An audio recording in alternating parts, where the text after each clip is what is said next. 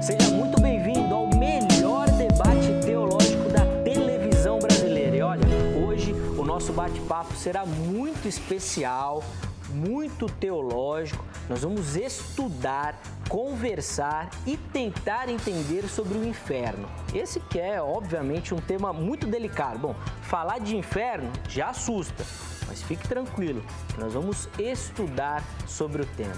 Nós vamos nos aprofundar naquilo que a Escritura Sagrada nos ensina sobre o assunto. E quando a gente fala sobre o inferno e fala do estudo da literatura bíblica, a gente vai ter que entrar nas línguas originais.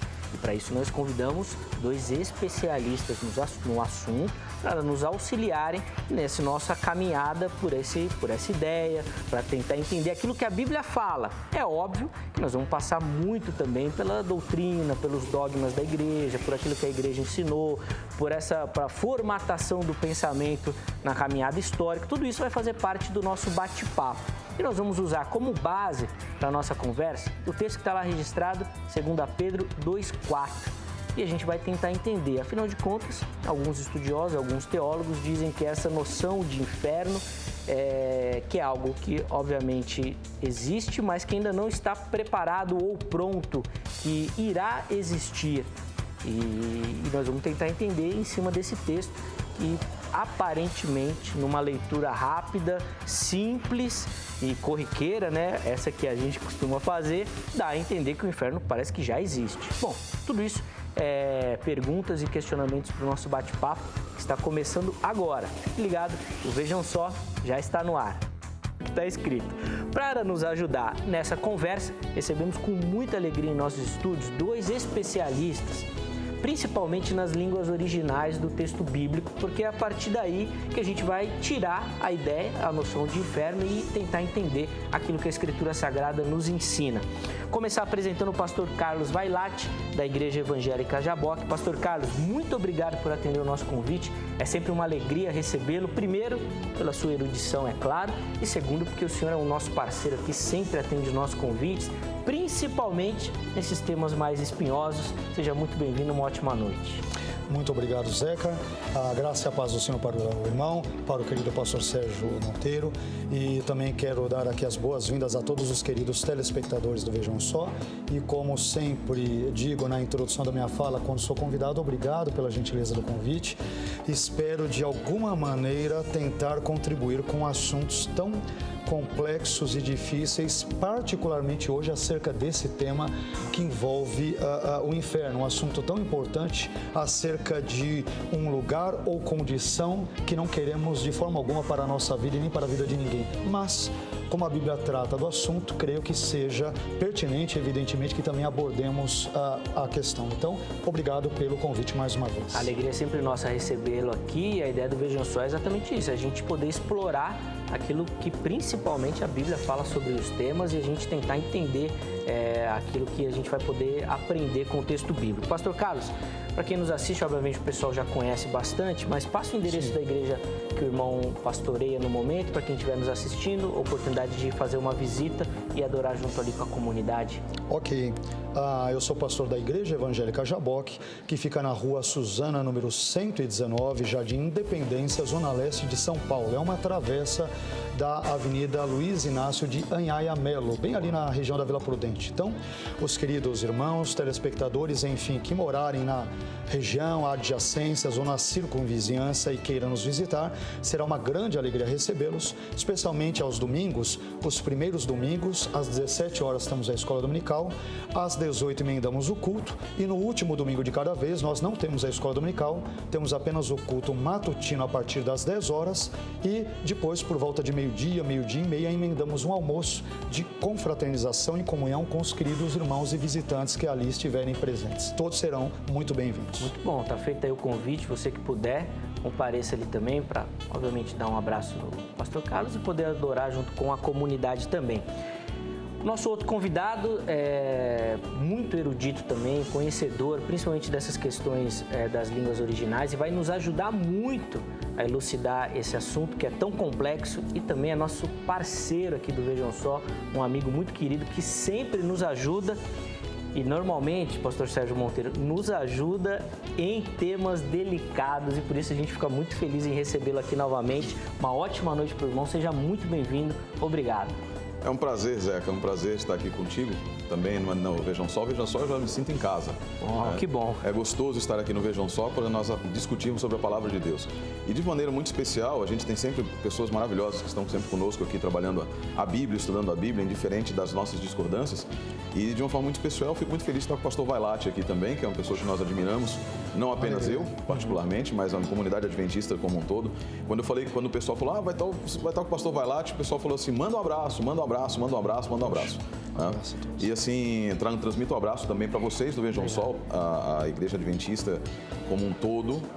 E eu tenho absoluta certeza que essa noite vai estar uma quantidade enorme de adventistas, não só no Brasil, mas no mundo inteiro, prestigiando aqui essa nossa discussão sobre esse tema, que é um tema muito importante das Escrituras, porque por mais... a mensagem bíblica é Deus nos criou, Deus nos perdeu e Deus nos redimiu. Mas tem um lugar para aqueles que não quiserem ser redimidos. Existe essa ideia bíblica. Agora, qual é a ideia? O que é esse lugar, essa condição? É o que nós vamos discutir hoje. E essa ideia é uma das partes que faz com que a Igreja Adventista esteja um pouco divergente, né, da comunidade evangélica como um todo. E é bom demais estudar a Bíblia. Estudar a Bíblia é gostoso, seja qual for o tema. E esse tema, particularmente, é um tema interessante, intrigante. Já discutimos algumas vezes, alguns outros aspectos aqui, o pastor Vailate também já esteve. E vai ser fantástico, vai ser gostoso demais hoje, com a graça de Deus. Vai ser muito bom lermos a palavra, estudarmos a palavra, refletirmos sobre ela e nos prepararmos para não estar desse lugar aí chamado inferno. Com certeza, e esse é o propósito do Vejam Só mesmo, despertar em você que nos acompanha o interesse pelo estudo das Sagradas Escrituras e, se possível, se aprofundar nesse estudo também, que é um passo que a gente vai acabar dando nessa noite também. Pastor Sérgio, passa o endereço da comunidade que o irmão está, por favor, para quem nos assiste e também desejar, quiser, ou às vezes bater um papo com o irmão, por favor. Eu estou ali na Rua Conrado de Deu, na Escola do Pensar. Eu sou capelão ali na Escola do Pensar. Estava falando com o pastor Vailate que eu cuido lá de 900 crianças aproximadamente, mais suas famílias, são quase 5.000 pessoas. E eu estou lá todos os dias, todas as manhãs. E além de estar todas as manhãs, no sábado nós temos um culto especial no Espaço Novo Tempo ali da Rua Conrado de Deu, número 41.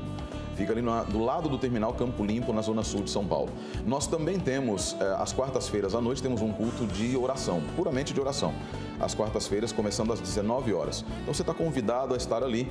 Uma vez por mês também temos um almoço aos sábados. Eu já me autoconvidei aqui para ir lá na igreja do pastor Vailate, para no último domingo do mês. Eu falei com ele ali atrás, eu vou lá. Será bem-vindo. Ele já me disse também, a recíproca verdadeira também será bem-vindo.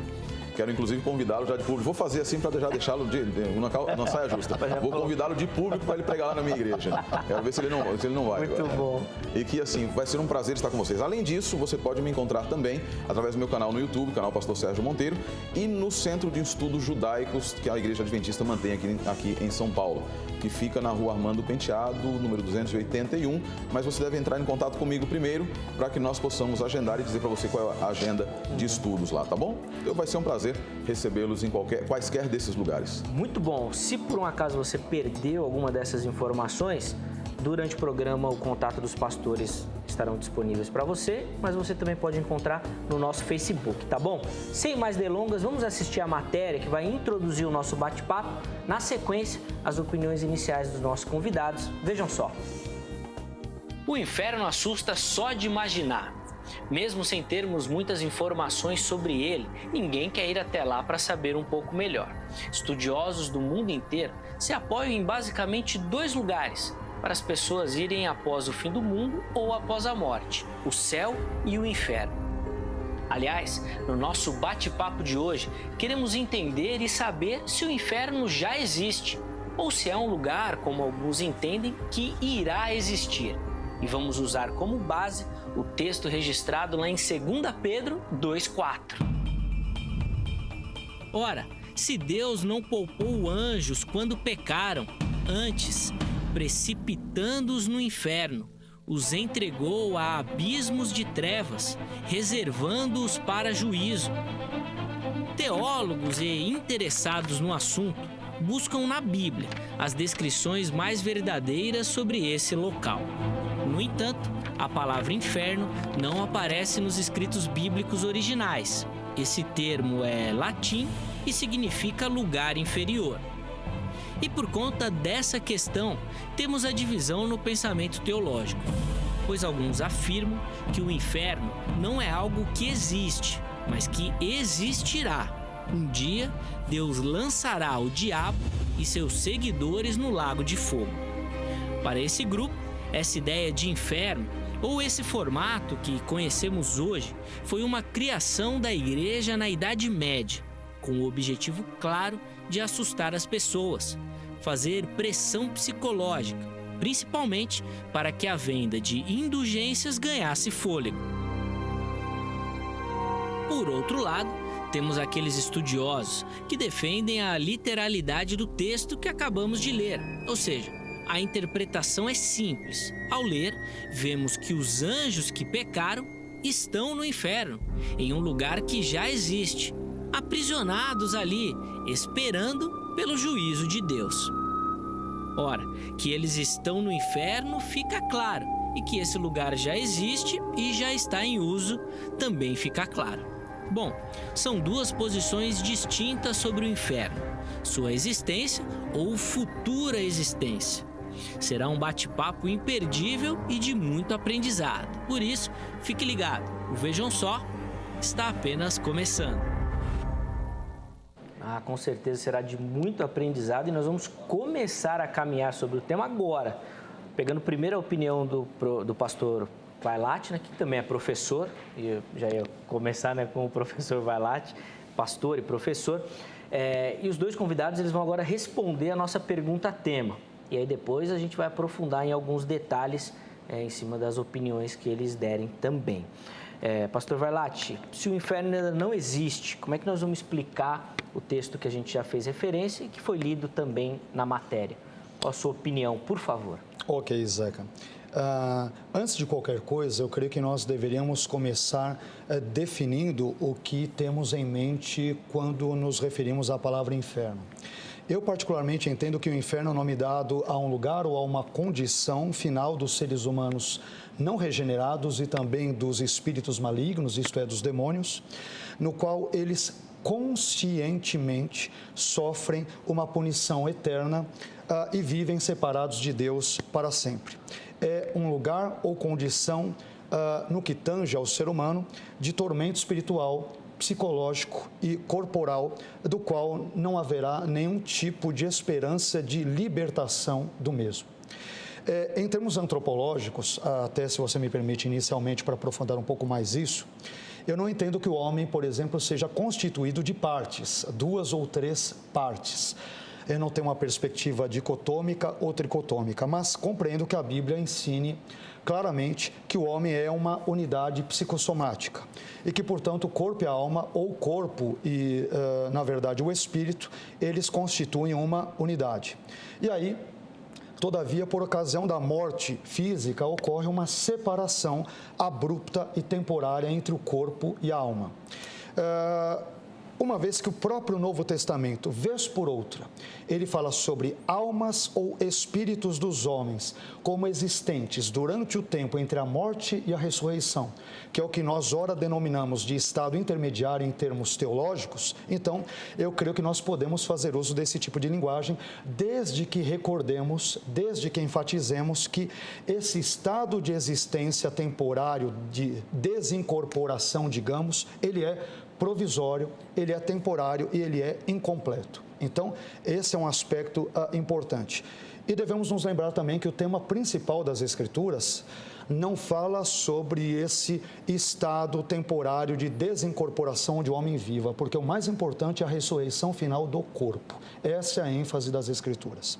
Quanto ao texto de 2 Pedro 2,4, propriamente dito, e para ser breve aqui também, que é o tema do programa, eu creio que esse texto, somado ao contexto imediato de 2 Pedro no capítulo 2, ele fornece elementos que, penso eu, são minimamente suficientes para defendermos duas verdades, as quais entendo que estejam no texto e no seu contexto. Primeira verdade, o inferno já está sendo ocupado hoje. Segunda verdade, aqueles que estão ocupando o inferno, eles estão experimentando de forma consciente algum tipo de sofrimento.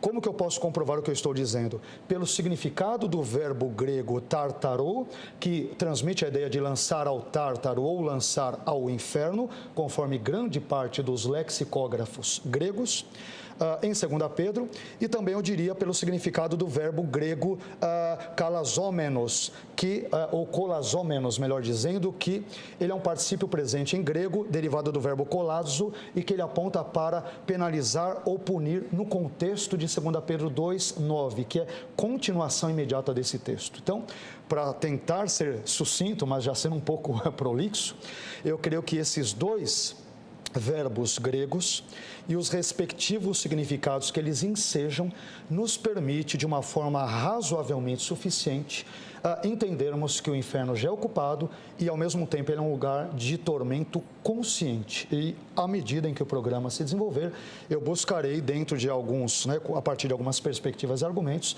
tentar demonstrar isso. Muito bom, tá? Então, as primeiras impressões do pastor Vailate. É claro que a gente trabalha com tempo na TV, né? A gente tem essa dinâmica, mas os irmãos fiquem à vontade até para explicar e deixar claro aí o pensamento, porque não é tão simples quanto a gente imagina. É verdade. Então, às vezes, a explicação vai ser um pouco mais demorada, vai delongar um pouco mais de tempo, mas fiquem à vontade. A gente vai tentar coordenar para que ambos também tenham o mesmo espaço, o mesmo tempo para tentar explicar e colocar suas opiniões, tá bom? Pastor Sérgio, como é que o irmão responde, então, a essa pergunta aí? Como é que a gente usa o texto de 2 Pedro em cima dessa perspectiva de que o inferno ainda não existe? Na verdade, a pergunta é um pouco diferente do que a posição que nós entendemos. Não é que o inferno, nós não entendemos que o inferno não exista. Nós entendemos que o inferno é uma realidade diferente. O pastor Vailate falando, e a questão antropológica, no que diz respeito à questão antropológica, eu concordo basicamente. Não temos posição tricotomista nem dicotomista. A Bíblia não ensina isso, na verdade. Nós entendemos que o ser humano é de uma maneira holística. E a única divergência, talvez, é o que acontece com o homem depois que ele morre. Nós vivemos como uma unidade. O que afeta o espiritual do homem também afeta o material. E assim nós vamos vivendo nessa troca constante de informações com um ser que é único. Não existe uma alma que habita um casulo. Essa ideia é uma ideia grega, mas alheia às Escrituras.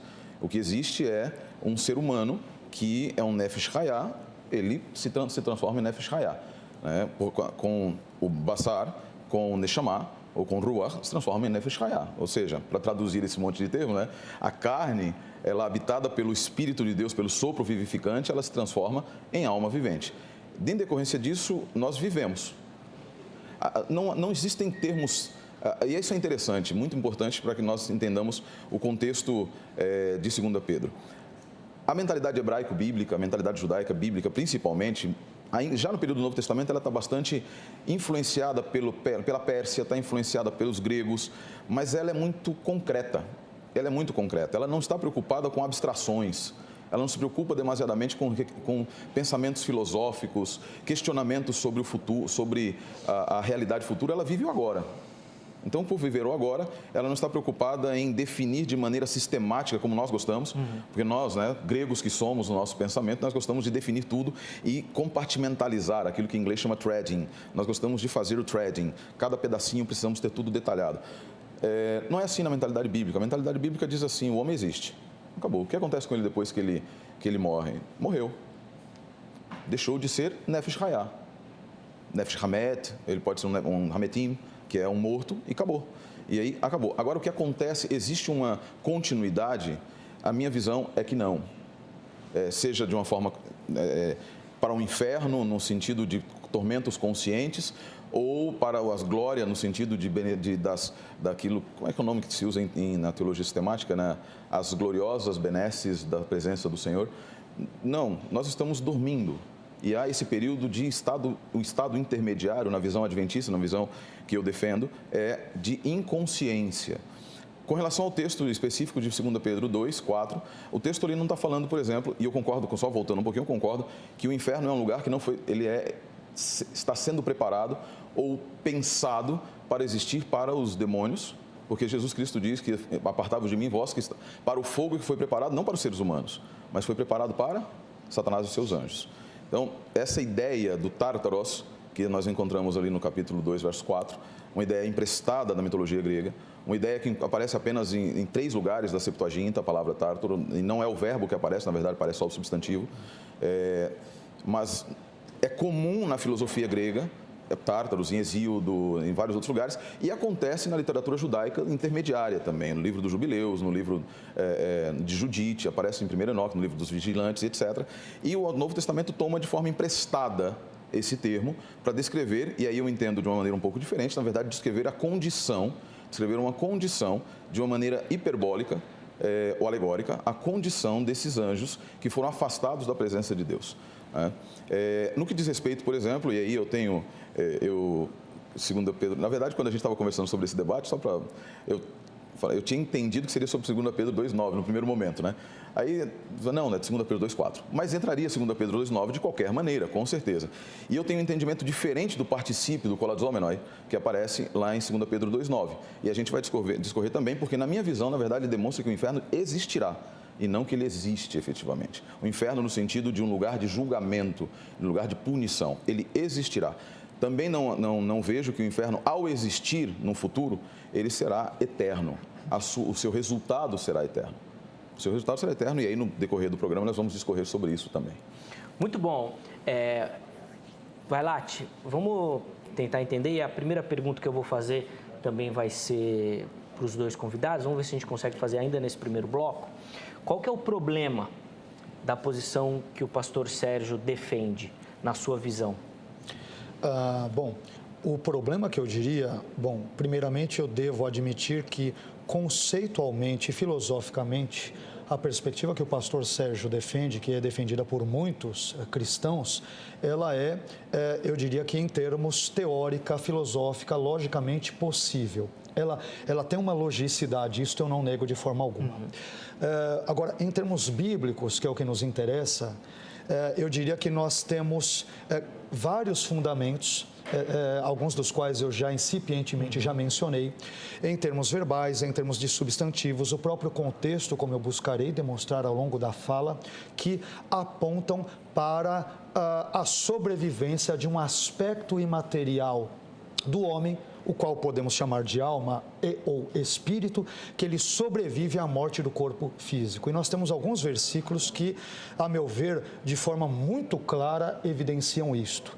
Então, essa perspectiva que, em linhas gerais, eu diria. Então, em que pese essa possibilidade interpretativa, em termos até lógicos ou filosóficos, poder existir e ser empregada, eu vejo problemas para situá-la no texto bíblico, devido a alguns textos que, eu não sei se agora ou depois, poderemos citar e desenvolvê-los. Eu acho que isso está razoavelmente claro nas Escrituras. E com relação à não existência do inferno, isso gera um problema teológico, na sua opinião? No sentido geral, sim, um problema seríssimo, porque a Bíblia claramente, quer dizer, nós temos 12 ocorrências da palavra Geena, que é um aramaísmo, presentes ali no Novo Testamento. Destas 12 ocorrências, 11 delas saem dos lábios de Jesus, e apenas uma única vez em Tiago, no capítulo 3, versículo 6. Então, Jesus, ele fala amplamente sobre o inferno, inclusive como lugar de sofrimento eterno e não de aniquilação,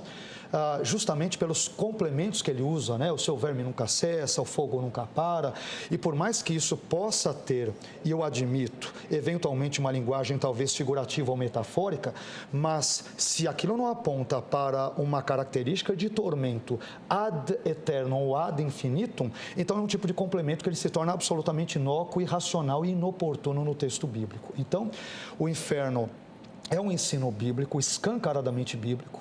A divergência que há efetivamente envolve a esses aspectos que estamos ora discutindo hoje à noite, mas ele é um ensino absolutamente bíblico e aponta para a existência de um Deus que é, sem dúvida, amoroso, onibenevolente, mas também justo, e que, de acordo com seus desígnios, ele separará esse lugar ou condição para todos aqueles homens ímpios ou espíritos malignos, demônios, para que, infelizmente, venham ter este lugar como seu paradeiro eterno, em razão dessa atitude de impiedade e de antagonismo para com Deus, a sua palavra, os seus valores e assim por diante. Então, negar a existência do inferno é simplesmente negar a Bíblia, é dizer que o que a Bíblia ensina não é isso e, portanto, é trazer uma série ou prestar uma série de desserviços àquilo que claramente nos é revelado nas Escrituras, particularmente no contexto neotestamentário, visto que o sentido de inferno,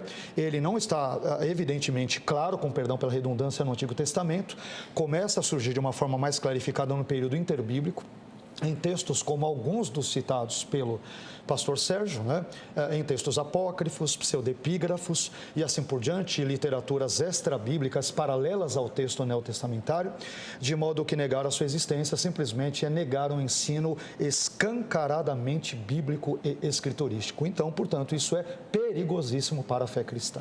Muito bom. Pastor Sérgio, a gente vai conseguir, acho que concluir também esse primeiro bloco com a sua participação.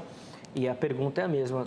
Quais são os perigos ou os problemas, numa visão teológica que o irmão defende, da posição que o Vailate está defendendo, da já existência, do inferno e dessa questão desse estado intermediário que ele apontou? Eu vou seguir a mesma sequência do pastor Vailate, que é primeiro falar sobre a sua última fala. Claro.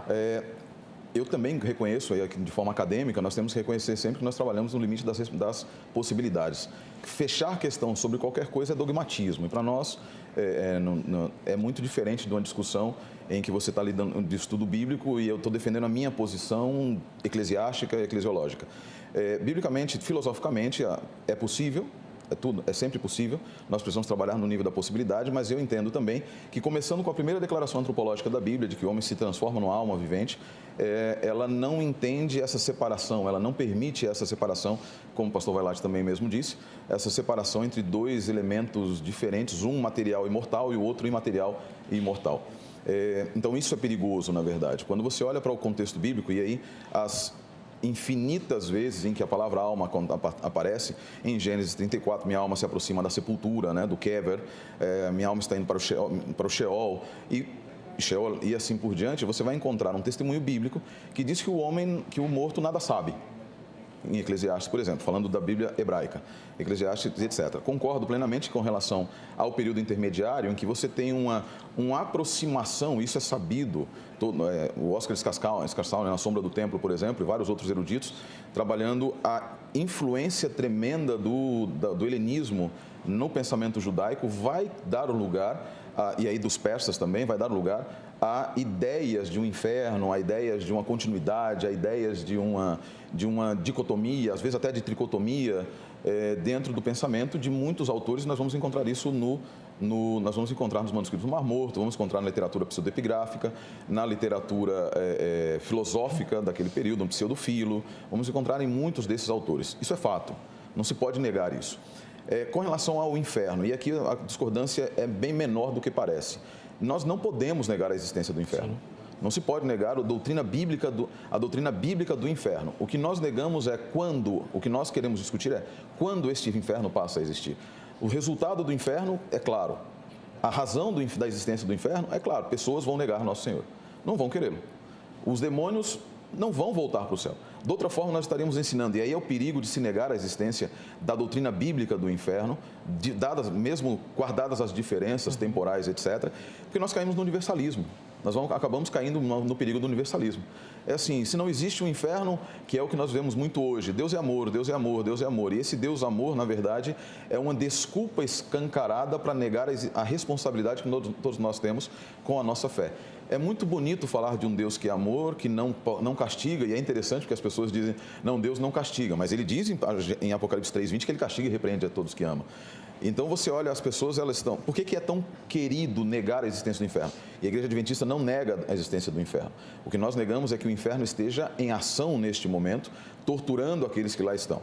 Mas a doutrina bíblica de uma punição para aqueles que não quiserem Deus, isso seria negar o próprio texto bíblico. E ao não negarmos o texto bíblico, nós olhamos para...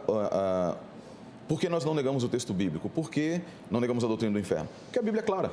ela diz, Jesus diz, e aí eu discordo simplesmente da questão com relação ao professor Vailate, nesse sentido de que quando Jesus fala do Guiena, ele está colocando de uma maneira literal, etc., e que está dando a visão de um período, de que este lugar vai existir eternamente.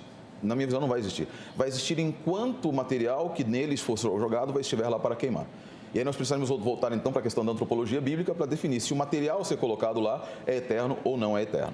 Mas a existência deste lugar, a existência de uma punição, a existência de um juízo, a existência de um lago de fogo, da obra estranha de Deus, é inegável nas Escrituras. E é um perigo para a soteriologia, é um perigo para a própria missão da igreja negar a existência do inferno, seja ele no futuro, como eu creio, ou seja no presente, como o pastor Vailate crê. Muito bom. No próximo bloco a gente vai conseguir aprofundar essas questões, né?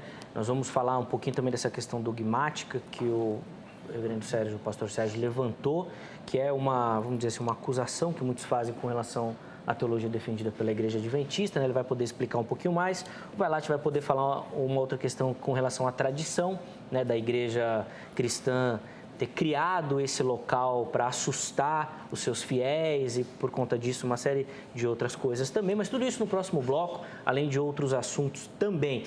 Pastor Sérgio, vamos começar esse bloco aqui no nosso bate-papo, ouvindo a sua opinião sobre essa acusação que muitas vezes é feita de que a igreja defende mais a dogmática do que a Bíblia. Ou seja, para ornar toda a teologia que a Igreja Adventista defende, vocês precisam alimentar algumas posições que não são necessariamente bíblicas. E no nosso assunto em tela aqui, principalmente essa questão do estado inconsciente, né? Eu queria que o irmão comentasse um pouquinho sobre isso, ainda que brevemente. Claro. Nós somos, não vou dizer vítimas, para não ficar aquela coisa de mimimi, né? Mas nós somos acusados muitas vezes disso. E em tudo, na verdade, assim, não é uma seita, e por ser uma seita, vocês vão defender sempre o pensamento sectário. Nós simplesmente entendemos a evidência bíblica de uma maneira diferente. É normal, nós estamos conversando, a gente conversa fora das telas, a gente conversa com o pastor Jamierson, com vários outros pastores também, e nós temos divergência, e às vezes dois pastores que estão na mesma igreja têm divergências relacionadas à sua maneira de enxergar um texto bíblico. A gente falando sobre o sábado ou sobre cultura judaica, nós estudamos cultura judaica, e nós olhamos para a mesma evidência e enxergamos de maneiras diferentes, mas isso não é relacionado ao subjetivismo eclesiástico, não. É a maneira como nós enxergamos a evidência bíblica. Nós partimos da Bíblia, a partir da Bíblia hebraica, de Gênesis 2, e vamos enxergando, vamos olhando quais são as declarações das Escrituras a respeito da antropologia. Claro, o início de tudo é teologia. Deus criou o quê? Deus criou para quê? Qual é a necessidade, por exemplo, da árvore da vida se o homem já tivesse vida em si mesmo? A Bíblia fala que apenas Deus tem vida em si mesmo. E se Deus tem vida em si mesmo, como é que funcionaria o homem ter um elemento imortal? A Bíblia fala, e nós já tivemos uma discussão aqui em outro momento com um outro colega, a respeito dessa ideia de uma alma que é insuflada no ser humano, a alma antecedendo a existência do próprio ser humano e sendo soprada na sua narina. Nós não enxergamos isso no texto bíblico. Eu não gosto muito também, e aqui o pessoal sabe, né? O pessoal da minha igreja sabe que, nesse sentido, às vezes eu sou um pouco politicamente incorreto. Eu não gosto muito do argumento do vício de origem. O argumento do vício de origem é assim, não, a doutrina da imortalidade da alma está errada porque ela é grega, né? Eu acho que esse argumento não condiz, não é bom. Ele não é bom. Porque muitas outras coisas, como nós enxergamos dentro da Bíblia, nós também olhamos pelo viés grego. E isso não significa que esteja errado. Esse texto que nós estamos utilizando, nós vemos Pedro utilizando uma palavra grega, da mitologia grega. Então, ou nós vamos ter que pegar o texto e rasgar da Bíblia, dizer que não podemos utilizar porque é grego, ou nós vamos ter que trabalhar com ele de uma maneira sensata. E eu prefiro pensar da seguinte maneira: a evidência bíblica não nos permite entender que o homem seja imortal em qualquer das suas partes. Respeitadas as divergências, óbvio, mas nós entendemos dessa maneira. E ao entendermos dessa maneira, nós nos aferramos ao texto bíblico, não à dogmática, e não à sistemática, não à dogmática. Na verdade, nós olhamos o contrário. Não poucas vezes no debate sobre a existência, etc., se apela ao consenso dos concílios. E eu costumo dizer, como Lutero, né, um pensamento errado continuará sendo errado, mesmo que os céus desçam e digam que são errados. Então, não adianta nós pensarmos que algo se torna certo porque a multidão diz que é certo. O consenso, para mim, pode ser um consenso tolo, não vou falar burro porque já falei burro, né? Não vou falar um consenso tolo, mas no final das contas, esse apelo à maioria, o argumento da maioria, o argumento da autoridade, etc., nós enxergamos que é o contrário. Muitas vezes nós nos aferramos a tradições, né, as tradições dogmáticas da igreja cristã, e nós nos acostumamos. E quando nos acostumamos, nós estamos felizes e satisfeitos com eles, sem questionar o texto bíblico, porque o nosso objetivo como pastores, como estudiosos da Bíblia, como estudantes da Bíblia, estudiosos, estudantes e subordinados ao Espírito e à Bíblia, é constantemente perguntar o que diz o texto. Abraham Lincoln tinha uma frase que dizia assim, toda vez que alguém dizia para ele, vamos fazer tal coisa, ele perguntava, o que diz o livrinho? A Constituição Americana. Nós devemos perguntar constantemente o que diz o livrinho. Não é o que dizem os concílios da igreja, Nós devemos perguntar o que diz o concílio, o que diz o livrinho. Quando os concílios estiverem certos, louvado seja Deus. Nós precisamos perguntar constantemente, assim, em todos os momentos, a igreja adventista, a igreja batista, a igreja do Jaboque, ou quaisquer igreja presbiteriana, ou quaisquer igreja está ensinando aquilo que está dentro das Escrituras. É a Escritura que deve medir os espíritos, é a Escritura que deve medir a igreja, não a igreja medir as Escrituras. Por causa disso, quando nós somamos as evidências que nós entendemos das Escrituras, nós respondemos à acusação de dogmatismo dizendo que é uma acusação infundada. Nós nos aferramos ao testemunho das Escrituras. E há 2 livros que eu já trouxe aqui uma vez, mostrei para você, Imortalidade e Ressurreição, do Dr. Samuel Bacchiocchi, e Crenças Populares do Dr. Samuel Bacchiocchi também, eles demonstram, examinando essa ideia, e não somente nós pensamos, por exemplo, mas hoje nós temos um cabedal de estudiosos que têm abandonado a doutrina da imortalidade da alma e do estado consciente da morte, estado consciente do homem na morte, da tortura, e que Charles Pinnock, John Stott e vários outros que têm abandonado porque Basil Erickson, que tem dito, não, essa doutrina não está nas Escrituras, ela não está nas Escrituras. Nós não estamos com isso querendo dizer, e aqui há um discurso muitas vezes, e eu apelo aqui aos meus irmãos adventistas, aqui estou falando para os meus irmãos adventistas, cuidado com o discurso. Quem crê na imortalidade da alma não está pregando Satanás. Não se pode acusar as pessoas que creem diferente de nós de heresia, como também nos acusam de heresia simplesmente porque pensamos diferente. Isso é um argumento do afastamento. Não se questiona o que está nas Escrituras ou se a minha base é escriturística. Mas como disse o Charles Pinnock, ele disse, eu já citei uma vez aqui, mas ele disse assim, hoje eu descobri um novo tipo de cunha para saber se algo é certo ou se é errado. Se os adventistas creem, está errado. Essa daí dá para usar bastante aqui no debate, que o pessoal gosta. Pastor Vailate, o grande problema interpretativo dessa questão do inferno, do texto em tela, ele é dogmático ou ele é linguístico? Como o pastor Sérgio já colocou aqui. Imaginando a sua resposta, eu já vou emendar outra pergunta aqui. Como é que você vai defender essa acusação também de que os próprios concílios da igreja cristã impuseram essas interpretações bíblicas e aí com os objetivos variados, menos os teológicos e bíblicos mesmo? Vamos lá. Bom, e nós temos uma questão muito complexa e intrincada quanto a isso. Eu começaria dizendo que quando falamos sobre, você perguntou se envolve uma questão linguística ou dogmática, não existe uma abordagem puramente linguística, porque a gramática não é uma coisa, a matemática 1 mais 1 igual a 2. Ela é passível de interpretação. E o intérprete, o exegeta, o hermeneuta, ele tem inúmeros pressupostos, premissas, ele tem toda uma cosmovisão que, inevitavelmente, em maior ou menor grau, poderá influenciá-lo e ditar a maneira como ele lê o texto bíblico. Então, não estamos aqui como pessoas isentas de quaisquer premissas ou pressupostos. E, portanto, inclusive os nossos irmãos do passado, dos concílios, dos sínodos, eles também, vez por outra, eram filhos da sua época, do momento histórico em que viveram, a Idade Média, o escolasticismo, uma influência predominantemente agostiniana desde o IV e V séculos, com um pensamento a posteriori tomista muito influente no contexto católico, por exemplo. Lutero não é neutro porque ele segue uma perspectiva agostiniana, Calvino ele é agostiniano, Armínio segue uma leitura agostiniana em que pese ler Agostinho e enfatizá-lo nos seus primeiros escritos, isto é, todos nós filtramos a nossa leitura da Bíblia das Escrituras, do texto hebraico, aramaico e grego, de acordo com premissas, pressupostos e óculos que achamos mais adequados e convenientes, muitas vezes, com aquilo que lemos nas Escrituras. Então, não existe imparcialidade ou neutralidade quando lemos a Bíblia. Esse seria um ponto, para ser absolutamente franco e honesto. Escancarar esse aspecto que eu digo muito para os alunos, em termos de hermenêutica, exegese, envolve o que o querido pastor Sérgio Monteiro comentou. Então, nós lemos o mesmo texto hebraico, os mesmos verbos substantivos gregos, mas ele chega a uma conclusão X e eu chego a uma Y.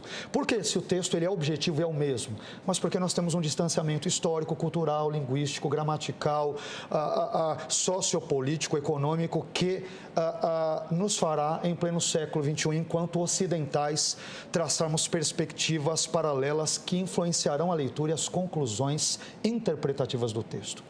Agora, já que disse isso, e aproveitando e pegando o gancho, se também me permite, e voltando ao texto que também aqui tem a ver com 2 Pedro 2,4, no contexto mais amplo, porque eu entendo, por exemplo, que ao falarmos de inferno no contexto de 2 Pedro 2,4 e 2,9, que talvez, não sei se nesse bloco, não sei se será possível em termos de tempo ou no outro, eu creio que isso talvez nos dê estes termos, esses verbos, nos permitam suficientemente fundamentarmos o que estamos dizendo, evidentemente respeitando todas as perspectivas contrárias à nossa.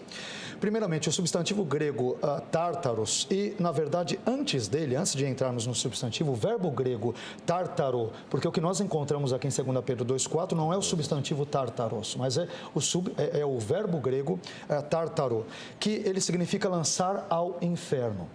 Vários léxicos de grego, inglês, enfim, em várias outras línguas trazem isso. Por exemplo, de acordo com Charles Hudson e Ezra Abbott, o verbo tártaro significa lançar ao inferno. Segundo Liddell Scott, o verbo tártaro significa lançar ao tártaro ou inferno.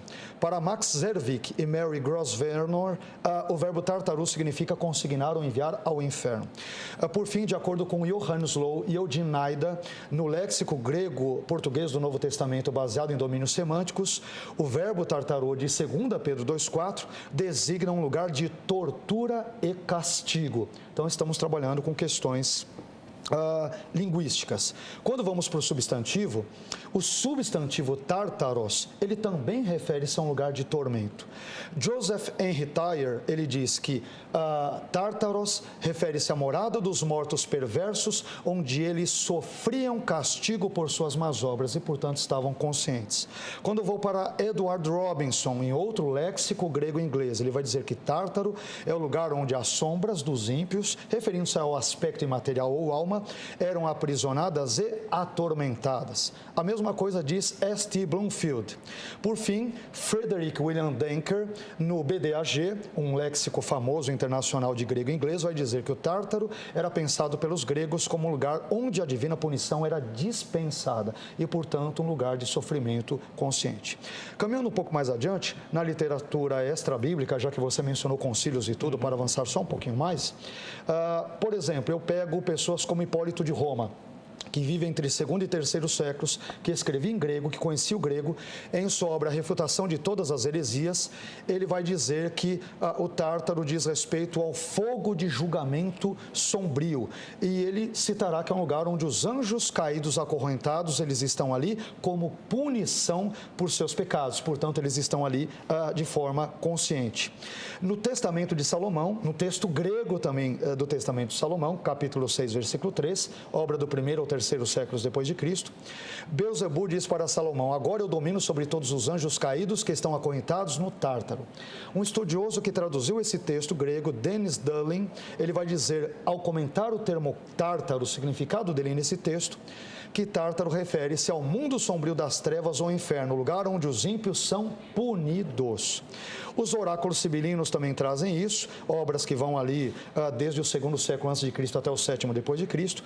O Apocalipse grego de Esdras, do 2º ao 9º séculos depois de Cristo, quando menciona o tártaro, ele vai dizer ali que é um lugar onde os pecadores estão lamentando e chorando. Por fim, também para não me delongar nesse ponto, Richard Lenski, num comentário importante das epístolas de Pedro, de João e de Judas, já que 2 Pedro tem muitas semelhanças no texto grego a Judas, ele vai dizer o seguinte, abre aspas, nossas versões, lançando-os ao inferno, aos demônios de 2 Pedro 2,4, estão totalmente corretas.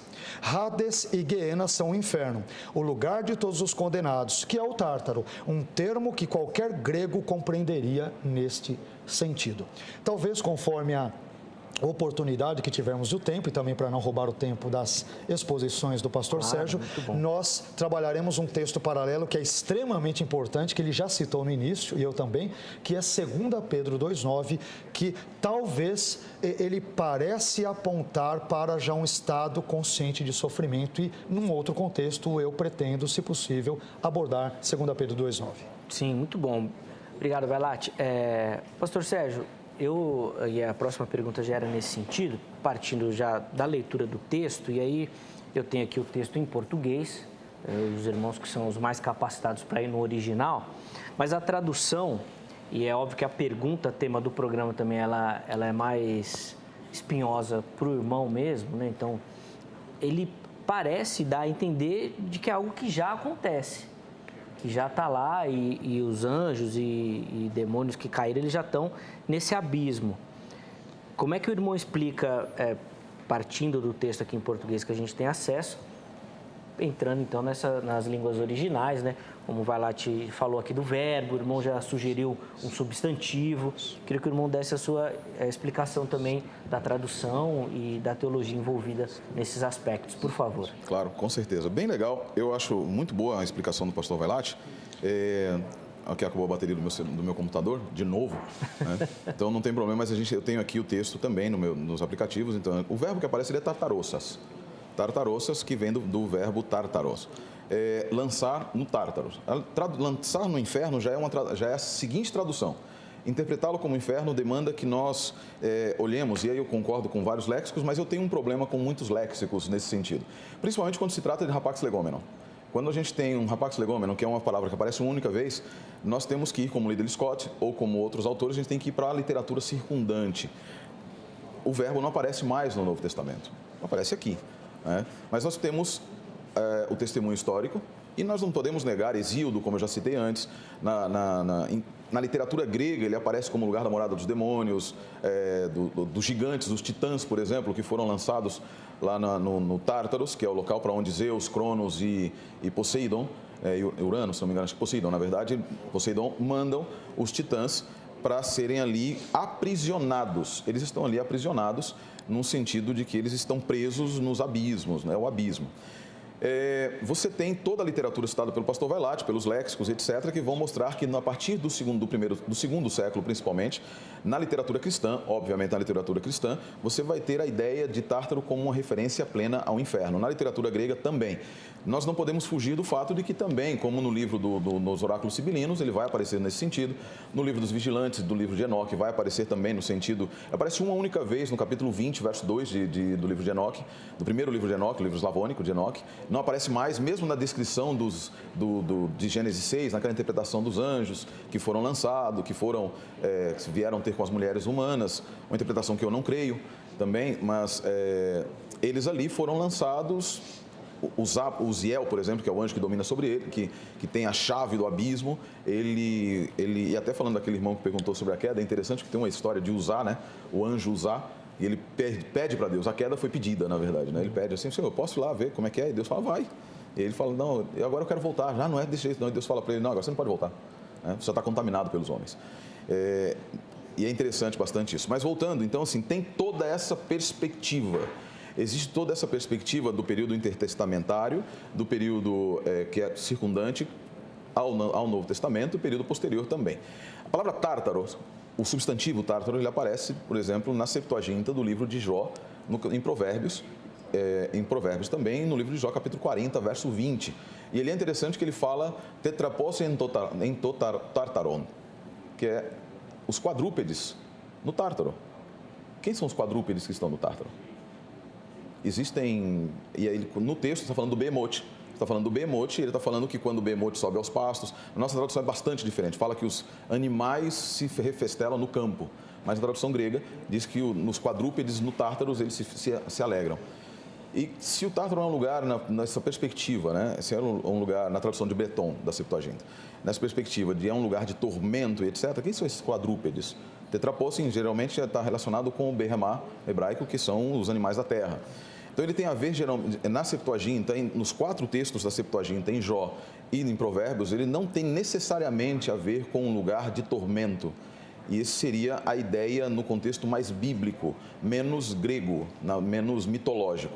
Eu entendo o texto de 2 Pedro 2,4 no sentido de uma apropriação de uma ideia, e aí o texto paralelo de Judas 6, né? Judas verso 6, ele não usa a palavra Tártaros, mas fala das trevas. Eles são lançados no abismo das trevas. Eu entendo como uma condição que está relacionada ao afastamento de Deus, ao afastamento, não, nesse sentido de que eles são tirados da presença luminosa de Deus, presença radiante de Deus, e eles são lançados a este mundo, como a gente vê em Apocalipse 12, de 9 em diante, e guardados ali estão, não sob tortura, mas guardados, porque o texto não fala de tortura. Nós interpretamos tortura baseado na nossa compreensão, o pastor Vailate falou, na nossa pré-compreensão de que Tártaro é um lugar de tortura. Mas o texto não fala que eles estão sendo torturados. E aí nós vamos para o capítulo 2, verso 9. O 2, verso 9, com koladizomenos. Eu entendo na koladizomenos que realmente quer dizer destruição, quer dizer punir, mas eu entendo que o particípio que acontece ali é um particípio, nós precisamos lembrar da gramática grega, que no tempo do grego do koiné do Novo Testamento, o particípio futuro estava quase em desuso. Então você tem o particípio presente sendo utilizado no lugar do particípio futuro. E aí uma grande parte muitas traduções, elas apresentam a ideia de que eles estão guardados para serem destruídos no dia de juízo. A King James atualizada e algumas outras traduções dizem exatamente isso, que elas estão sendo guardadas. Eu ia trazer aqui, mas infelizmente acabou aqui, eu ia citar as traduções. Eu tinha separado, mas eu mando depois para vocês. São guardados para o tempo. E eu entendo que é verdade, porque um particípio ele é um verbo subordinado. O verbo principal da frase é tereson, que é de guardar. Eles estão guardados para alguma coisa. E aí você tem o acusativo eins crisios, remerato crisios, que é guardados para o dia do juízo. Para o dia do juízo para quê? O particípio substantival, e aí o Wallace ele fala a respeito do presente gnômico, por exemplo, necessariamente não é necessário que um particípio ou um verbo no presente do grego indique uma ação contínua. Ele pode simplesmente dizer que algo existe, não necessariamente que está existindo. Quando o Wallace descreve isso na sua gramática, Greek Grammar Beyond the Basics, ele fala exatamente isso. Um particípio substantivado no presente é a chave de identificação para que você tenha uma declaração de um presente gnômico. Quer dizer, ele diz que algo existe, não necessariamente que está existindo constantemente e repetindo. Então, ali eles serão destruídos. E aí, eu já passo a um autor que escreveu um texto chamado Análise do Novo Testamento Grego, uma análise de discurso do Novo Testamento. Ele cita 2 Pedro 2,9 e ele analisa justamente demonstrando que a melhor tradução é compreender que eles estão guardados para serem julgados, destruídos no dia do juízo, e não que eles estão sendo guardados sob tortura no dia presente, em 2 Pedro 2,9. Ok? E esse guardados, em que lugar? Aí falando, em Gênesis, em 2 Pedro 2,9, está falando dos ímpios. Está falando dos ímpios, mas eles não estão, e aí é o ponto, talvez eu discordo do professor Vailate também, ali eu entendo como vivos. Não são pessoas mortas, espíritos desencarnados. Porque o outro par antagônico são pessoas vivas. Ele diz assim, porque Deus pode guardar os justos das provações. Isso. Esses estão vivos. Por que a segunda parte seriam pessoas desencarnadas? Os ímpios estão guardados sob o juízo estão guardados neste mundo. É o princípio, quando a gente lê no Kabbalat Shabbat, por exemplo, Salmo 92, o Salmo 92, que diz assim, os tolos não compreendem isso. O idiota não sabe, o tolo não compreende, que os ímpios, mesmo quando os ímpios crescem, etc., são para serem cortados, são para serem punidos e etc. Então nós entendemos, eu entendo 2 Pedro 2,4, sim, como uma apropriação de uma linguagem mitológica, de uma linguagem grega, porque a audiência de 2 Pedro é diferente da audiência de Judas, e mesmo utilizando categorias semelhantes, ele fala de maneira que eles pudessem entender, e ele utiliza algo que sim seria, com certeza, como Lenski disse, uma palavra que seria plenamente, facilmente apreendida e compreendida pelos ouvintes. E aí um comentário interessante, se chama The New Testament Commentary in Wesleyan Tradition. Ele diz assim, Pedro utiliza a linguagem sem contudo comprar a ideia. Trazendo para aquele povo uma linguagem que fosse compreendida, sem contudo entender ou dar a entender que o Tártaro era um lugar de punição, mas que era um lugar de trevas e um lugar longe da presença de Deus. Utilizando uma expressão muito clara, como foi toda a bela demonstração do pastor Vailate, mostrando que eles compreenderiam de uma maneira fácil e tranquila aquela ideia. Muito bom. Infelizmente, nosso tempo passa voando, mas Vailate, eu queria que o irmão explicasse algumas questões. Por exemplo, essa história do pensamento grego e do pensamento hebraico, que o pastor Sérgio tem batido muito. Perfeito. E que eu acho que é uma questão interessante. Afinal de contas, a mente de Pedro, dos autores ali, talvez Paulo já nem tanto, mas eles eram muito mais ligados ao pensamento judaico. Sim. Como é que muda isso? Em que parte isso daí entra? E aí a gente pode dar uma pincelada também no texto ali do 2:9 sobre essa questão dos guardados em vida ou não.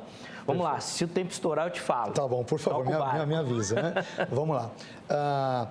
Eu concordo que, por exemplo, nós temos no platonismo uma perspectiva absolutamente equivocada da alma, da condição da alma, da imortalidade, mesmo porque Platão ele tinha nuances reencarnacionistas na sua compreensão e tudo. Não é, todavia, porque Platão e outros entenderam a perspectiva da alma equivocada, que os autores bíblicos, quando empregam vez por outra a palavra psique, alma, por exemplo, eles venham ter também uma interpretação equivocada. Indo para 2 Pedro 2:9, ouvi atentamente as explicações do pastor Sérgio Monteiro. Sem dúvida alguma, são razoáveis, apesar de não ter a mesmíssima perspectiva dele.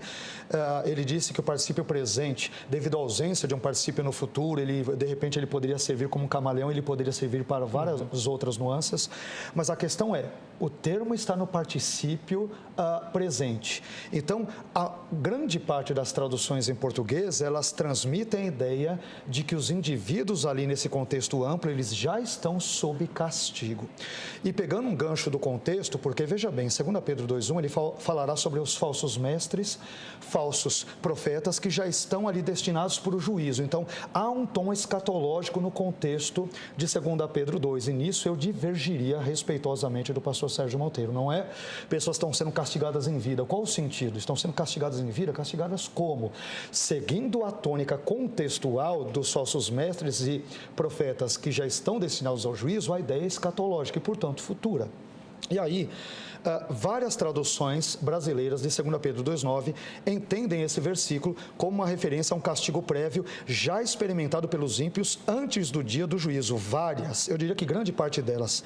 Almeida Revista Atualizada, 2 Pedro 2:9, é porque o Senhor sabe livrar da provação os piedosos e reservar sob castigo, né? É o termo aqui, o verbo grego que está no particípio presente, os injustos para o dia do juízo. A mesma coisa faz a Bíblia na linguagem de hoje, debaixo de castigo, a Bíblia de Jerusalém, sob castigo, NVI, em castigo, NVT, a nova versão transformadora, sob castigo, a tradução brasileira, sob castigo, uma tradução fresquinha de um erudito português chamado Frederico Lourenço. Ele traduziu a Bíblia inteira, tanto o Antigo Testamento, da Septuaginta, como o Novo Testamento, texto grego, tudo para o português. Fresquinha, um erudito. Olha a tradução dele de 2 Pedro 2:9.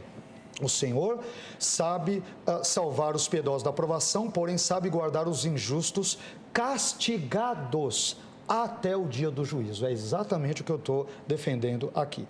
Temos outros comentários que trabalham sobre isso, de 2 Pedro 2:9, por exemplo, né?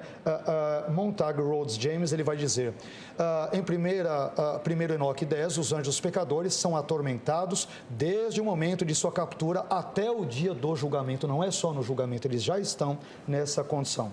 Marvin Vincent, ele diz, aqui o particípio colazômenos é literalmente sendo castigados, porque é um particípio presente, ele não é futuro, em que pese os argumentos do pastor Sérgio Monteiro. É particípio presente, é isso que é o que o texto nos diz.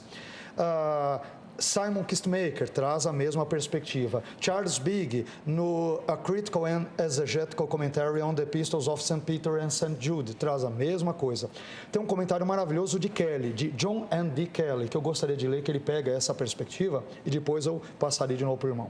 Ele diz o seguinte: O Senhor sabe como resgatar os piedosos do julgamento e como manter os injustos sob punição até o dia do juízo.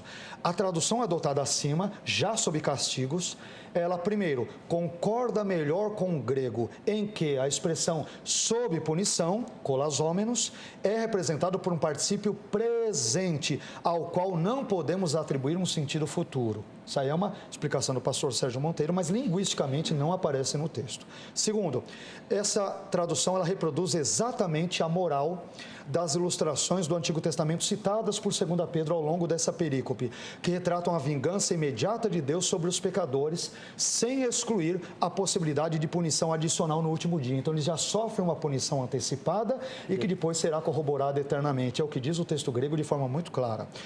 Terceiro argumento. Essa tradução está de acordo com os relatos judaicos. Terceiro e último, por favor. Perfeito. Terceiro e último. Está de acordo com os relatos judaicos da época. Primeiro, Enoque 22, que foi citado. Segundo, Esdras 7, versículos 75 a 101. O texto bíblico de Lucas 16, da parábola do rico e Lázaro, onde ele já está no Hades. E ali, Hades, ele parece ter uma concepção de Guiena, porque ele já sofre tormentos. Então, tudo isso aponta para uma perspectiva de sofrimento no contexto presente. Me perdoe, chega. Não, imagina. Sem perdão. Aqui o tema requer várias explicações. Perfeito. E a gente precisaria de mais tempo. Quem sabe a gente consegue fazer a parte 2 do debate com o mesmo tema, mesmo assunto, os mesmos convidados. Nós vamos tentar organizar isso, porque ainda tem muita coisa para a gente conversar. A gente ficou no superficial.